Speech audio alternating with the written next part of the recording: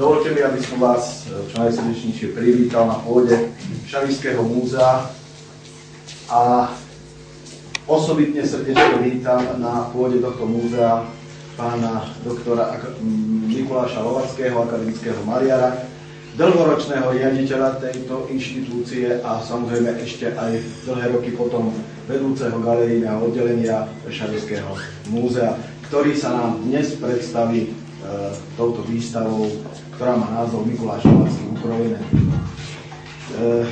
Chcem povedať, že keď som mal možnosť pozrieť si túto výstavu, že je tu skutočne ukrojené z riadneho krajca jeho tvorby, ale čo konkrétne tu je?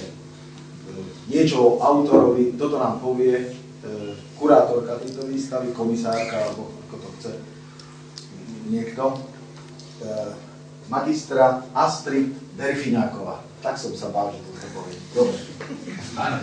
Ďakujem.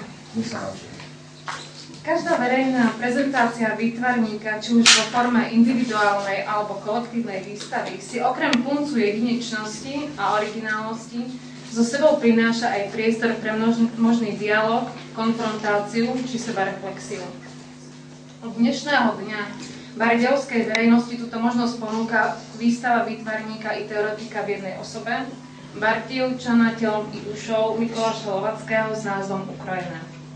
Na slovenskej výtvarnej scéne sa spočiatku etabloval maliarskou a grafickou tvorbou, a to už krátko po absolutóriu na Filozofickej fakulte Univerzity Pavla Jozefa Šafárika v Prešove.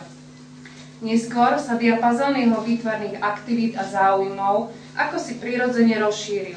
Pribudla kresba, knižná ilustrácia, sochárska a reštaurátorská tvorba, práca so smaltom a emailom.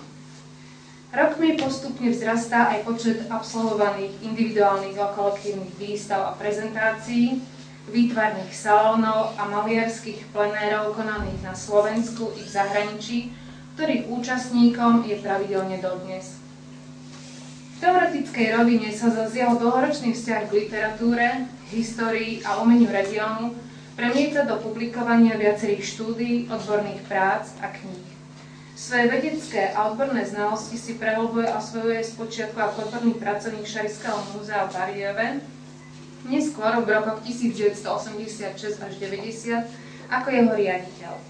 Na jeho neúnavné organizátorské vlastnosti a neustálu snahu o prezentáciu a podporu umenia regiónu poukazuje jeho podiel pri vzniku skupiny 221, založenie triennále výtvarného stretnutia v roku 1981, či iniciovanie a následné realizácie Bardejovského maliarského plenéru od roku 1993.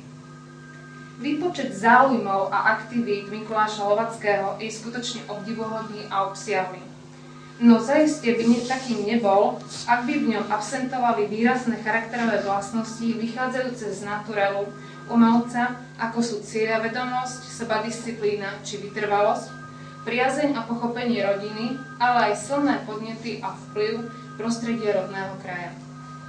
Prezentovaná kolekcia diel Mikuláša Lovackého poukazuje nielen na činorodosť, všestrannosť a neúnavný tvorivý potenciál autora, ale poodhaľuje na pozadí jeho spomenutých silných charakterových črt aj krehkosť, citlivosť a veľkorysosť jeho duše, myslenia a cítenia.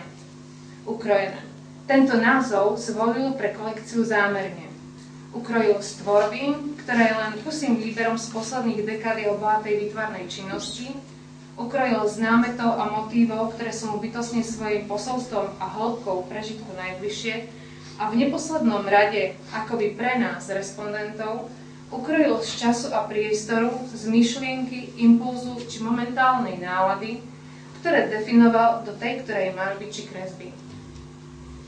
Tak vedľa realistických krajinomaliek vytvorených ala prima počas jednotlivých plenérov, tu v akomsi protiklade vystupujú až s absolútnou ľahkosťou nahodené a abstraktne pôsobiace výjavy prírodných záchutí, prienikov či pohľadov do imaginárnych krajín. Popri realistických portrétoch zachytávajúcich konkrétnu postavu pod vplyvom danej lokality či ako odkaz na jej folklór sa tu objavujú diela, ktorých ľudský element sa vynára len v náznakoch, v snahe vyvolať divákový pocit v jeho nedávnej prítomnosti. Témy a motívy korešpondujúce s bytostným záujmom autora o človeka, o jeho existenciu na tomto svete, citlivým vnímaním ľudských osudov a snov, presahujú z každého jeho diela. Niekedy sú naliehavé, inokedy civilizačne aktuálne, či naopak až fantázijno-meditatívne. Jednotlivé príbehy ľudí, ich predstavy, ale aj túžby nachádzame zakomponované v kolekciách subtílnych, ale i veľkorozmerných diel. Vyvolávajú pocit krehkosti a intimity, vyváženosti i vnútorného nepokoja. Sú mostom medzi minulosťou a prítomnosťou, večnosťou i pominuteľnosťou, predstavivosťou i realitou. Vedú nekonečný a otvorený dialog.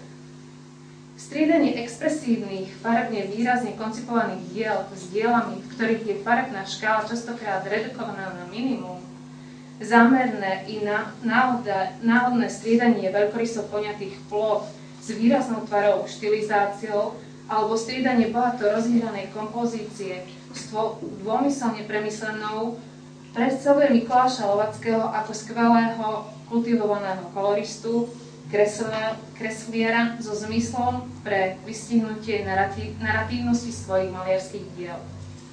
I keď o výtvarnej tvorbe Mikuláša Lovackého by sme mohli ešte veľmi veľa rozprávať, dovolte mi na záver v svojom mene a možno aj vo vašom mene autorovi poprieť, aby mu nič negatívne neukrajovalo z jeho doterajšej životnej vitality, hravej fantázie a optimizmu, a to nie len v tom profesionálnom, ale aj súkromnom živote.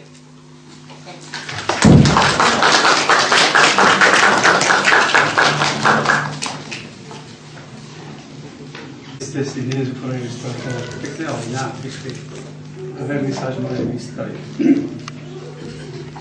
Pôvodne som neplánoval túto výstavu, pretože rád vystavujem určité celky, zvlášť som sa v poslednom období. Ale keďže som bol dotlačený 2 ľuďmi odtiaľto, tak som potom rezignoval a dobre, som si pomyslel, áno, to je v poriadku, ale rozmýšľal som, čo predstaviť badielskej verejnosti, keď som len pred 5-6 rokmi mal takú jednu veľkú väčšiu súbornú výstavu.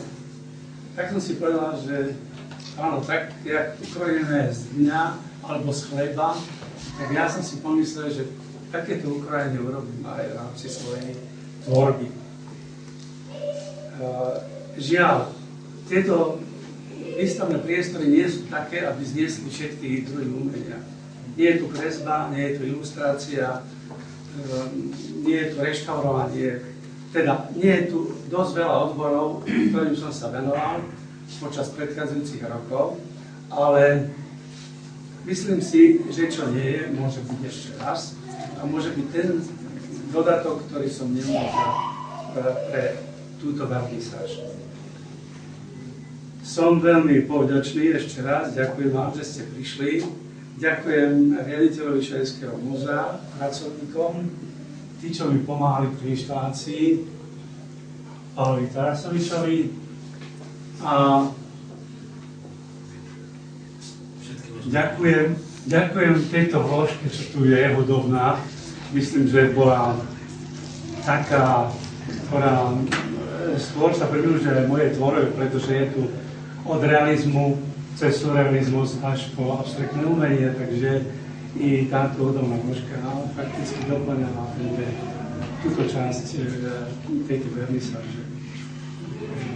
Neviem, na čo som zabudol, ale pri prehliadke vás pozývam na moje občerstvenie a na debaty okolo mojich prác, ktoré ma nejak zobrali mi z času a tento čas fakticky v obrazovej ploche predstieram. Takže ďakujem ešte raz. Prajem vám príjemnú zažitie.